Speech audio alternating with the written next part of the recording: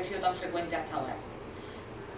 Bueno, el título de Aveiro, de hecho, seguirá siendo objeto de desgracia tras desgracia hasta que desaparece en la segunda mitad del siglo XVIII. Esa ya es otra historia, pero al que sucedió a su hijo, que no fue hijo directo porque Mario Guadalupe no tuvo nietos, quien sucedió en el título de Aveiro a su hijo, fue acusado de participar en el atentado contra el rey portugués en 1758 y acabó descuartizado, sus tierras arrasadas, a sus hijos se les prohibió contraer matrimonio, entonces el título de Aveiro desaparece en la segunda mitad del XVIII. Pero como digo, ya a partir de la muerte de Mario Guadalupe, el título va a pasar a ser una cosa exclusivamente portuguesa. Aparte del título de Aveiro, ya he dicho antes brevemente que Mario Guadalupe tuvo que luchar también por sus títulos castellanos y aragoneses, por el título de duquesa de Maqueda, aunque esto lo tuvo más fácil. Aquí se ve que el apoyo del marido fue más firme. De hecho, eso le permitió al duque de Arcos también ocupar una plaza de alcalde de Toledo, que era algo que correspondía a la esposa, porque como mujer no podía ejercerse, que lo ejerce el marido. Pero como he dicho también al principio, lo que más famosa hizo a María Guadalupe en su época no fueron estos pleitos que siguió durante toda su vida, sino su condición como mujer erudita y como valedora de las misiones, de la religión católica y sobre todo de las misiones. Tanto es así que María Guadalupe era conocida en su época como madre de las misiones. Y después de esta introducción tan larga sobre quién era, de este tema de las misiones y de su condición de mujer erudita, de lo que voy a hablar.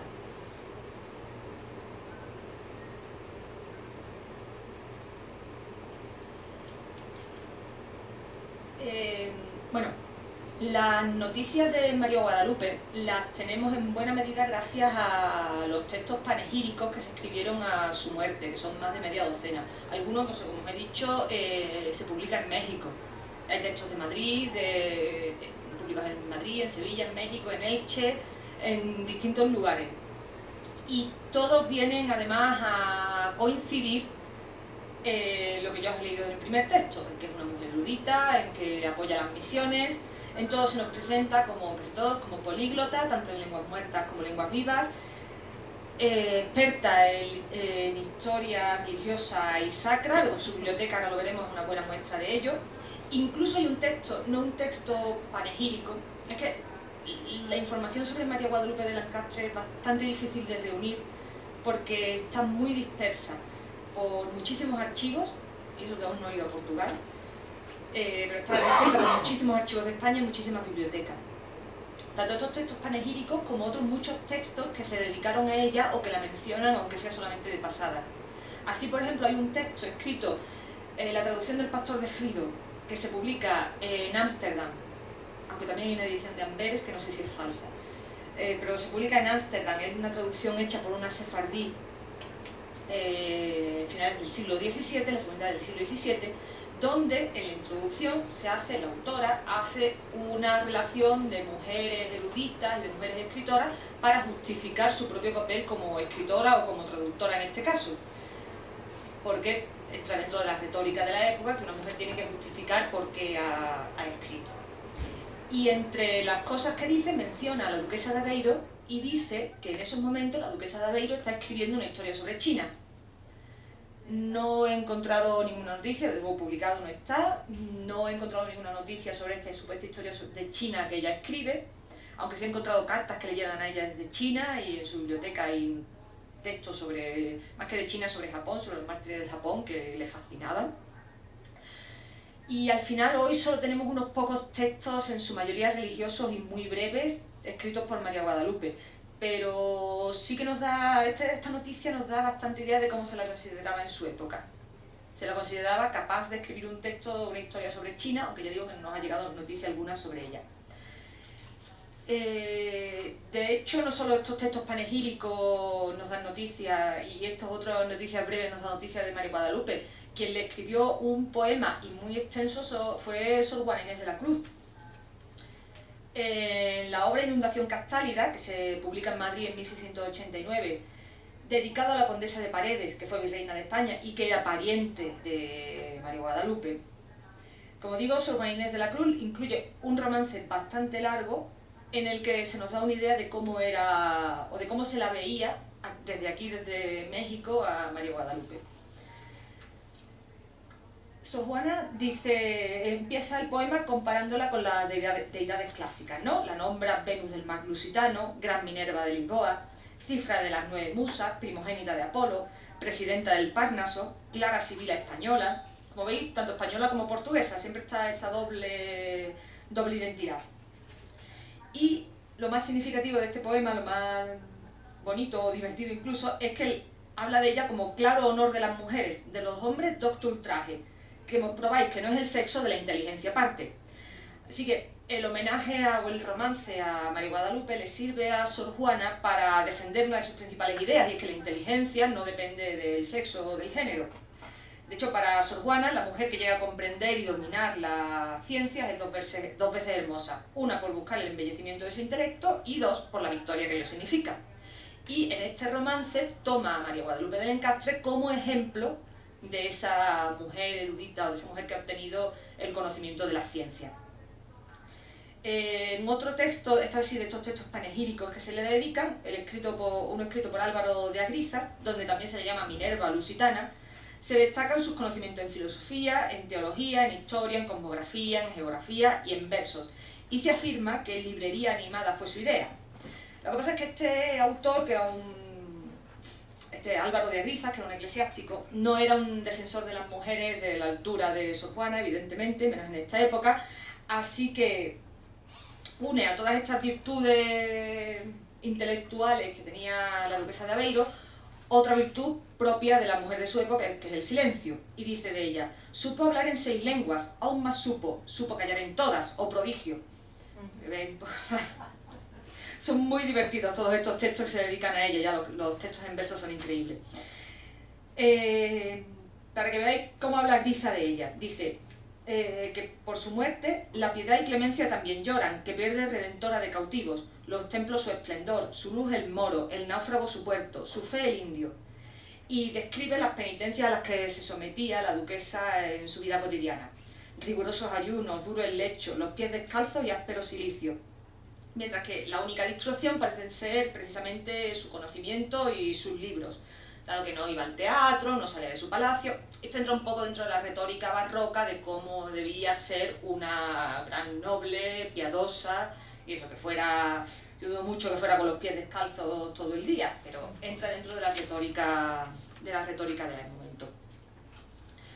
Con respecto a las misiones, hay varios textos que nos indican, tanto textos publicados como sobre todo algunos textos inéditos, que nos hablan de su apoyo y su amor por las misiones en todo el mundo. En China, en India, sobre todo en la región de Malabar, en Filipinas, en Nueva España, en Perú, y más que nada en las Islas Marianas, que parece que fueron sus favoritas.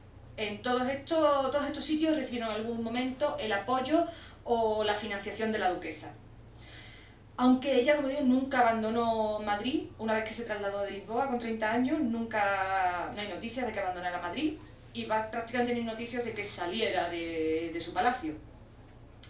Eso sí, su palacio se convirtió en un centro de recepción de noticias y de cartas de todas estas misiones.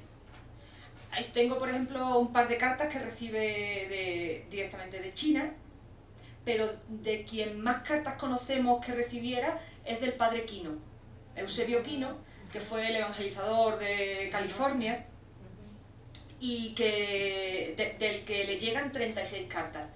Hay un libro muy interesante publicado por Burrus que se llama precisamente Quino escribe a la duquesa. Burrus es un autor jesuita que en los años 60 del siglo XX publica un libro que sobre todo reúne cartas del padre Quino y de otros misioneros. También hay de quien no es misionero, pero sobre todo son cartas de misioneros, y otra serie de textos, la mayoría de ellos vinculados también a la duquesa de Aveiro. Por eso el libro se llama así. Hay versión inglesa y una versión castellana también. Burroughs, por ejemplo, compila el nombre de más de 70 personas, en su mayoría frailes, misioneros, pero también algunos nobles o autoridades coloniales que le escriben a la duquesa. Y como digo, del padre Quino le llegan a ella 36 cartas, 20 que son directas, que se las dedica a ella, y otras 16 que le llegan a través de algunos intermediarios.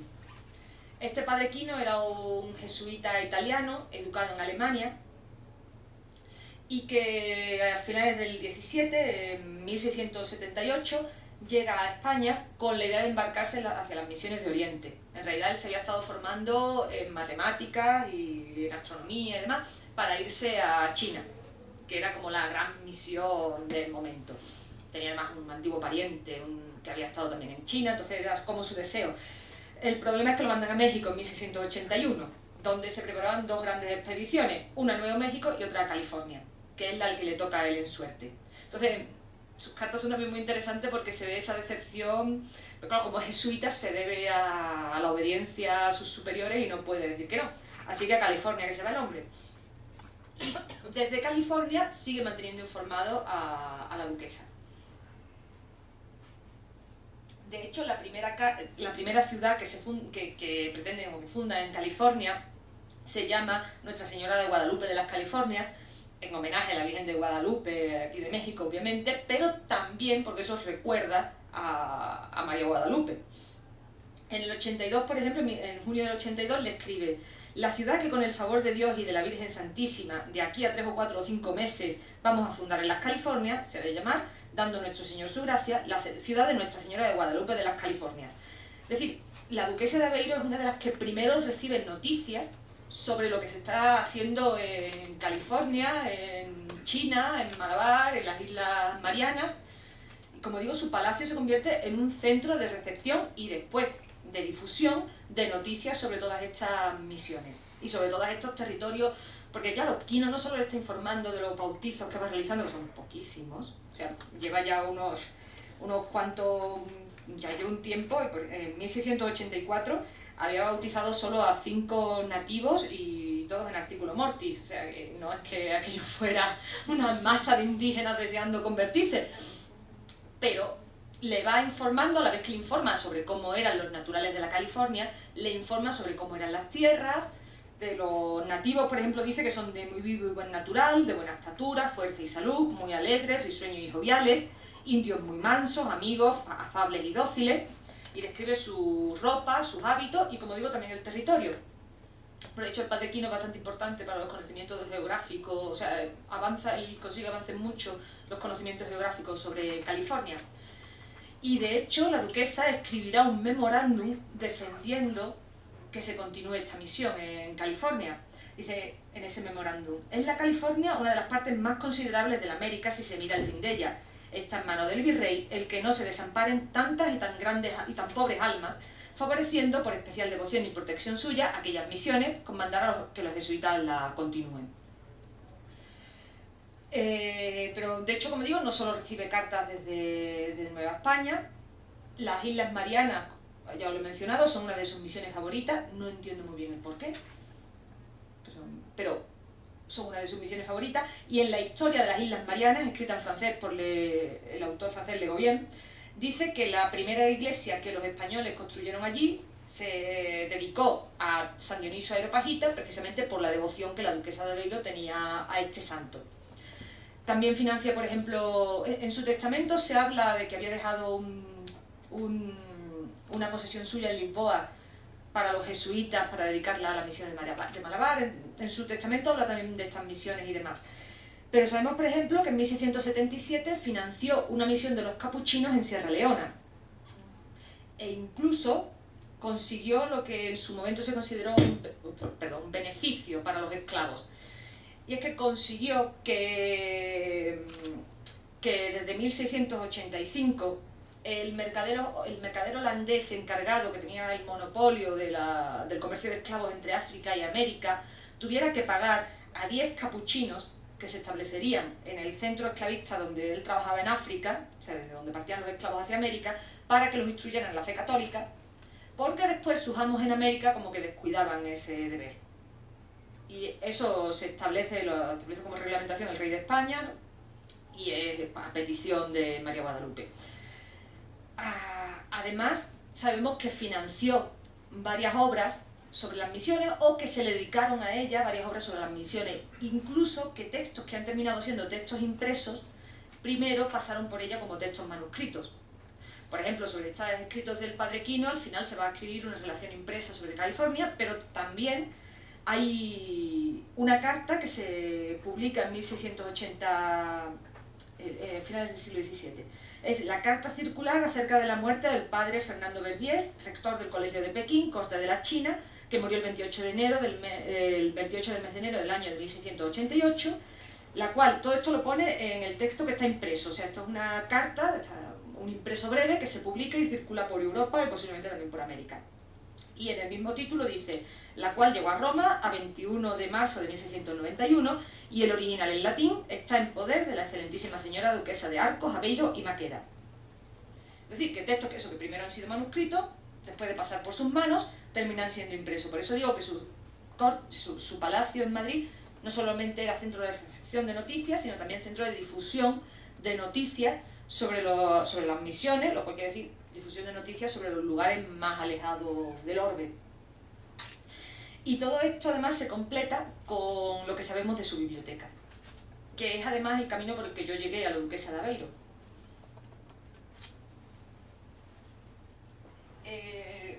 Yo llegué a la duquesa de Aveiro porque haciendo un trabajo de investigación en Marchena, que es un pueblo de la provincia de Sevilla, los directores del archivo municipal me propusieron que participara, como vieron que yo había trabajado historia del libro y demás, me soltaron pues una cantidad de fotocopias como de este porte y me dijeron que si quería hacer una presentación sobre eso en la jornada, en Marchena hacían siempre una jornada de historia del pueblo cada año, y si quería participar haciendo un trabajito sobre esa biblioteca, que me daban el inventario de la biblioteca, que ellos tenían allí fotocopiada. Esto acaba en Marchena porque en 1718 el séptimo duque de Arcos, es decir, el hijo de la duquesa de Aveiro, depositó en Marchena la biblioteca de su madre.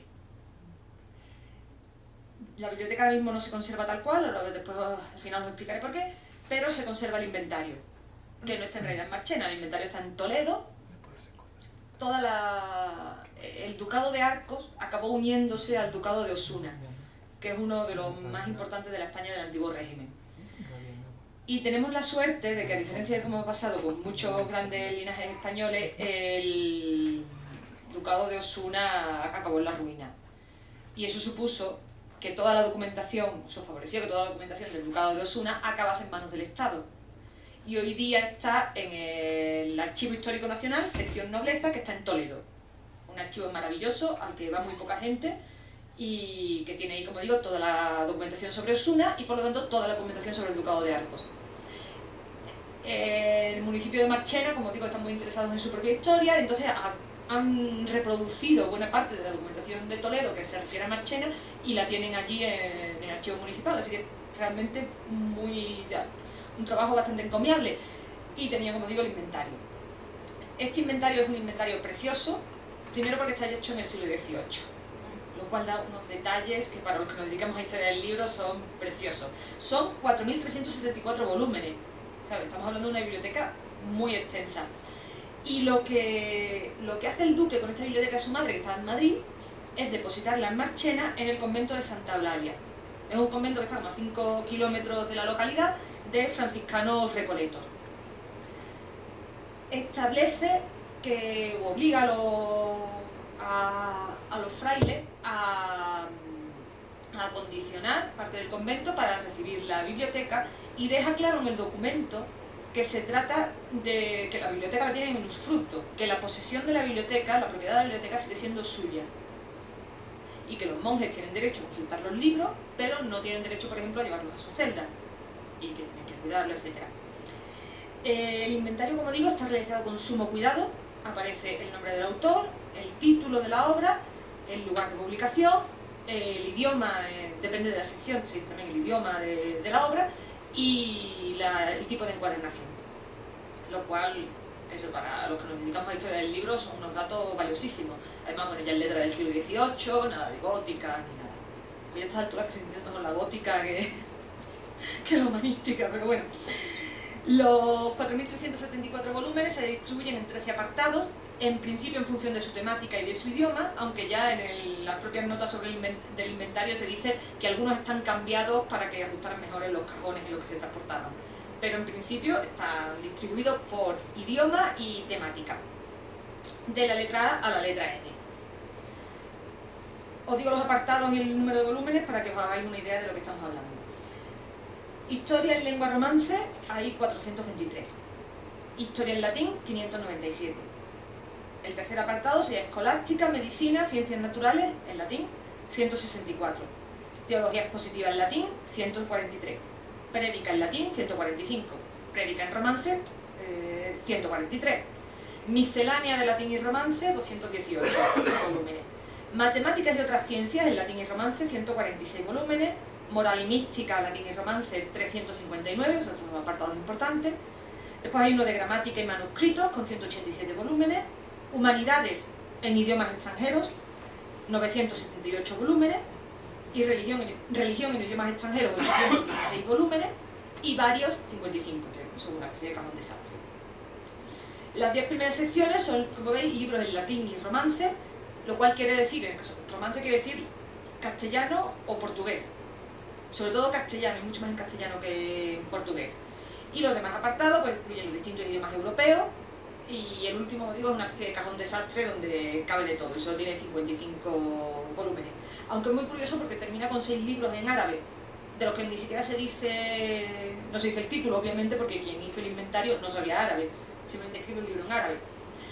Pero es muy curioso, si os fijáis en el texto que os he leído, este de Agrizas, se mencionaba, a ver si lo encuentro yo ahora, se decía que con la muerte de la duquesa de Beiro había perdido su luz el moro. Y en otro texto, en la breve noticia de la enfermedad, muerte y entierro de la duquesa de Beiro, todos tienen unos títulos muy largos, se recoge una historia en la que dice que habiendo llegado noticia de su excelencia, pocos meses antes de su muerte, que un pobre moro se hallaba inclinado a convertirse a nuestra santa fe, eso en Madrid, y que podía retardar su conversión el no saber la lengua española ni otra alguna de las comunes para aprender la doctrina cristiana, mandó al punto a que se le trajesen a su casa, dando orden no solo que se le hospedase, sino que también dispuso el que tuviese maestro que, noticioso de su lengua, le instruyese en la española. Esta, como digo, una de esas historias que se cuentan. Todas estas historias que se cuentan sobre sus panegíricos siempre están un poco exageradas, pero después rara vez son mentiras. Así que es posible que este sea el origen de esos libros en árabe que había en su biblioteca. Después los apartados L y M, como os digo, están en idiomas extranjeros. Esos idiomas son pues, prácticamente todos los idiomas cercanos a extranjeros, pero cercanos. Quiero decir, alemán, es poco, un 1,6%, catalán hay 1 o 2 títulos, en francés está ya más del 11% de los títulos, en griego hay algunos, en holandés, en inglés, cosas muy puntuales en esos idiomas, en italiano está el 26% de estos títulos, y después hay varios idiomas sin especificar, incluso tiene alguno de un diccionario de una lengua indígena de Venezuela, o sea, tiene así cosillas de lenguas más exóticas, pero sobre todo lo que tiene francés e italiano, obviamente. Con respecto al lugar de origen de los volúmenes, la mayoría viene, no la mayoría, pero la mayor proporción viene de Italia, de las prensas italianas, y dentro de las italianas de las prensas venecianas. También hay una buena cantidad, como el 21%, más del 21% viene de Francia, seguirían las prensas españolas con un 16%, y llama la atención que haya pocos títulos procedentes de Portugal, e incluso, como os digo, haya más títulos en español que en portugués. Pero claro, esto también se entiende porque ella nunca pierde el interés por Portugal. Pero también se entiende que es muy probable que ella tuviera una buena biblioteca ya antes de abandonar Lisboa, porque al fin y al cabo ella se marcha con Lisboa, se escapa de Lisboa con 30 años. Y es posible que no solamente ella, sino su familia tuviera una biblioteca considerable en Portugal que tuvieron que dejar atrás. Entonces, quizás eso, yo creo que por ahí va la explicación de por qué hay mucho más en castellano que en portugués, y por qué hay tan poco publicado en Portugal en su biblioteca, que se ve que es una biblioteca que ha construido sobre todo, al menos las pistas que yo tengo hasta ahora, que la ha construido sobre todo desde Madrid. Aunque, como os digo, en ningún momento pierde el interés por Portugal.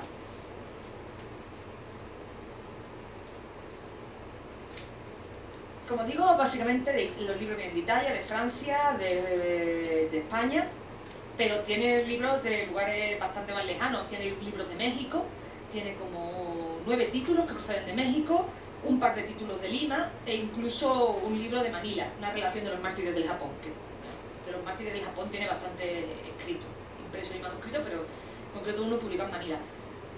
No los tengo aquí, pero los tengo aquí, voy a deciros cuáles eran los que tenía de México. Tiene, por ejemplo, una historia de Nuestra Señora de Aránzazu, en folio, impresa encuadernada en pergamino, de Juan de Luzuriaga. Tiene de Pedro Muñoz una belenítica rosa, impreso en cuarto. Esto en una de las secciones, en la sección sobre historia sacra, por el que más encuentro. La verdad es que no se me había ocurrido prepararlo y después he caído en la cuenta que os podrían interesar.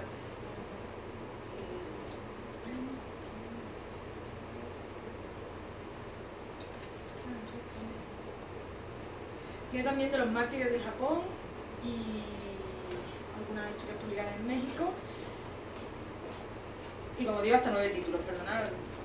Después, si os interesa, os lo busco con un poquito más de detalle y os digo exactamente qué títulos son.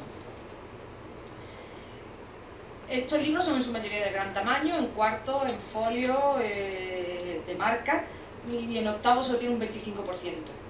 Además, suelen tener encuadernaciones en pergamino o en badana, lo cual nos está hablando de una biblioteca que ha supuesto una inversión considerable y nos da también más la idea de una biblioteca erudita o una biblioteca profesional que una biblioteca de entretenimiento realmente.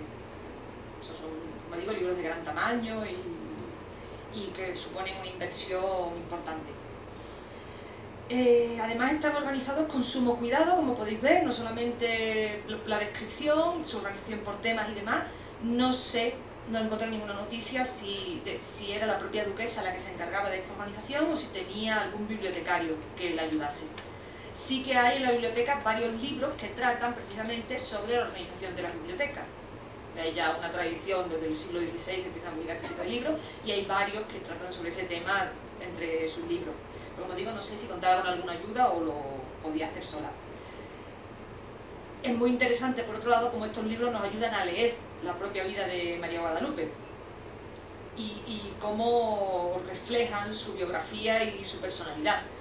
Porque claro, nos podríamos plantear lo que siempre se plantea uno ante la biblioteca o el inventario de los libros de una mujer, si son realmente de ella o son de su esposo. Y viendo la biblioteca y viendo la biografía de María Guadalupe, realmente, bueno, no podemos asegurar que su esposo no tuviera ninguna intervención, ya fuera económica o temática, digamos, ayudando a recopilar los libros, eso no lo podemos decir, pero está muy claro que la biblioteca está vinculada a ella y a los gustos y a los intereses de la duquesa de Aveiro. Los fondos, como digo, llevan claramente su impronta, aunque algunos